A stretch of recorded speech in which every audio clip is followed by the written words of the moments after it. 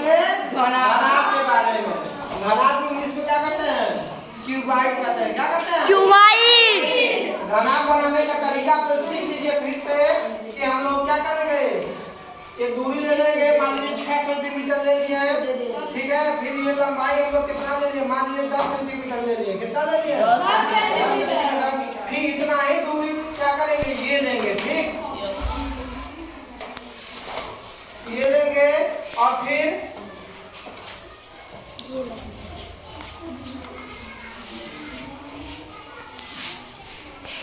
ये हो गया। और फिर क्या करेंगे, इतना दूरी ये ले लेंगे। सबको इतना समझ आ गया? मतलब असल में देखिए, देख रहे हैं कि आयत दिख रहा है ना। आयत की खासियत क्या होती है कि आमने सामने की भुजा बराबर होती चाहिए। प्रत्येक को क्या होते हैं? 90 अंश। प्रत्येक को कितना होते हैं? 90 अंश। हाँ, जैसे ये भी आपका क्या है, आयत है ना। हाँ। अब देखिए फिर क्या करेंगे हम लोग, यहाँ से बीच में कुछ दूरी लेके खींचेंगे, ठीक है ना।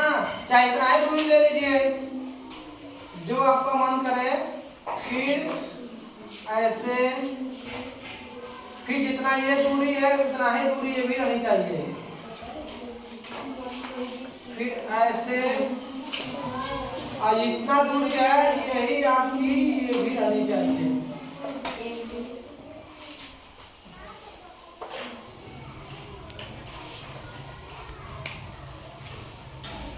हो गया? कितना आ गया सबको समझ में ना? Yes sir. फिर इसको मिला देंगे हम लोग।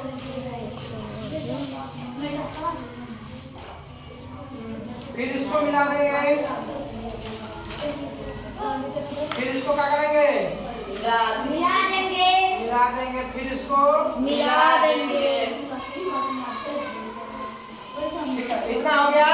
Yes sir. अब हम लोग नाम दे देंगे। जैसे इसका हम लोग दे दिए हैं ए, बी, सी, डी, ई, एफ, जी, एच। बस। अब देखिए जैसे ये आपकी आकृति क्या है, घनाभ में नाम दे दिए ए बी सी डी। अगर हम लोग या तो ए यहाँ लिखेंगे, बी यहाँ लिखेंगे, सी यहाँ पे लिखेंगे, डी ऐसा नहीं कि ए यहाँ लिखे, बी यहाँ लिखे, सी यहाँ लिखे, डी यहाँ पे, तो क्या आएगा? गलत हो जाएगा। हमेशा किस तरह लिखते हैं? चक्री क्रम में। कैसे लिखते हैं? चक्री। इसीलिए हम लोग ए यहाँ लिखे, बी यहाँ पे, सी लिखे, यहाँ पे डी लिखे। ए यहाँ, बी यहाँ, सी यहाँ पे, डी। ठीक है। फिर देखिए इसके पीछे ई और डी दिख रहा है, तो ए से क्या सटा हुआ है? ई। ए के पीछे ठीक हम लोग क्या लिखेंगे? ई। और देखिए बी से क्या सटा है? एफ। तो ये बी है, इसके पीछे क्या है? एफ। बी से सब क्या सटा है? एच। बी से एच। सी से जी। सी से जी। अब देखिए पहला घनाभ की लंबाई चौड़ाई घनाभ का आयतन बराबर लंबाई गुणे चौड़ाई गुणे ऊंचाई। आप लोग घन का भी पढ़े थे। घन का क्या होता है? आयतन, लंबाई गुणे चौड़ाई गुणे ऊंचाई। लेकिन लंबाई चौड़ाई ऊंचाई क्या होती है? बराबर होती है। मान लीजिए इसमें भुजा है, यही भुजा गुणे भुजा गुणे भुजा हो जाएगा। घन का आयतन हो जाएगा भुजा का क्यूब। यहाँ हम लोग कुछ है कि लंबाई चौड़ाई ऊंचाई नहीं होती है, बराबर नहीं होती है, इसलिए लंबाई गुणे चौड़ाई गुणे ऊंचाई। घन का आयतन क्या आएगा? लंबाई गुणे चौड़ाई गुणे ऊंचाई। तो तीनों क्या होती है? घन में बराबर होती है, इसलिए घन का आयतन भुजा का क्यूब बोलते हैं। और घनाभ में घनाभ का आयतन होता है लंबाई गुणे चौड़ाई गुणे ऊंचाई। ये तीनों बराबर नहीं होती है। देखिए ये लंबाई हो गई, ये क्या हो गई? चौड़ाई।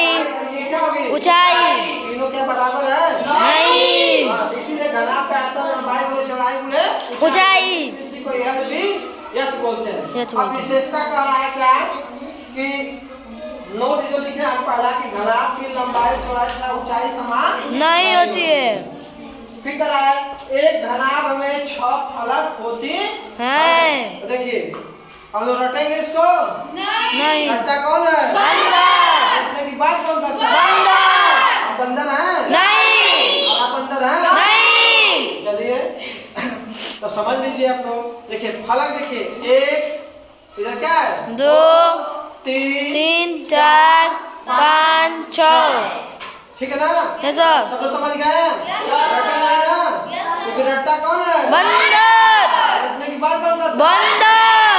अब बस तो यहाँ समझेंगे। देखिए फलक में यही पहला का नाम है जो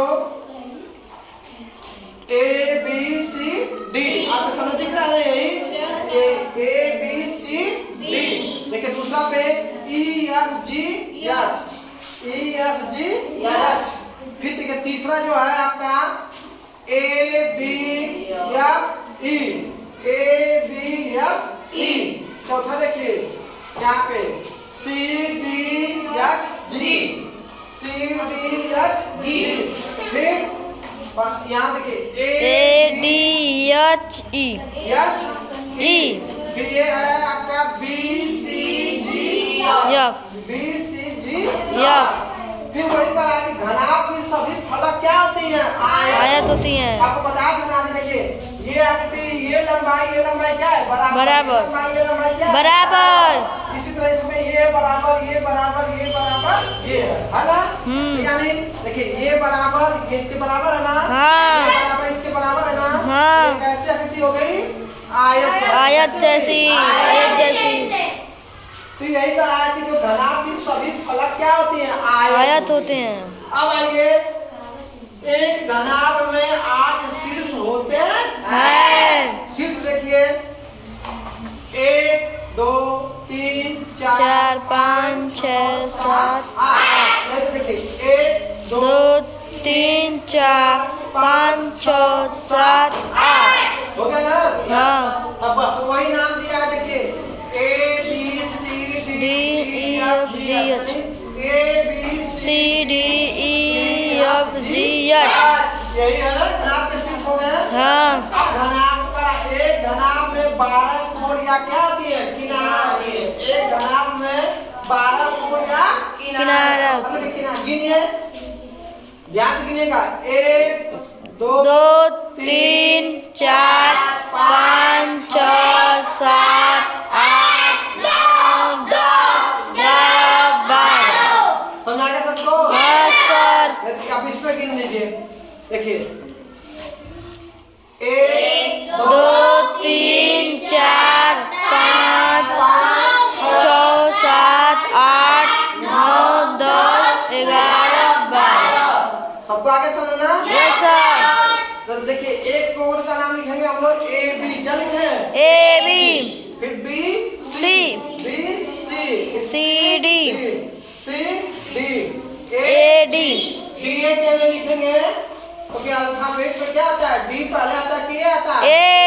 इसको हम लोग A D लिखे हैं। समझा गया ना? Yes sir. फिर E F G G H फिर E E H होगा E H। क्योंकि H के पहले E आता है। फिर यहाँ से आपका ये हो गया B और यहाँ पे ये हो गया F। आपका F हो गया ना?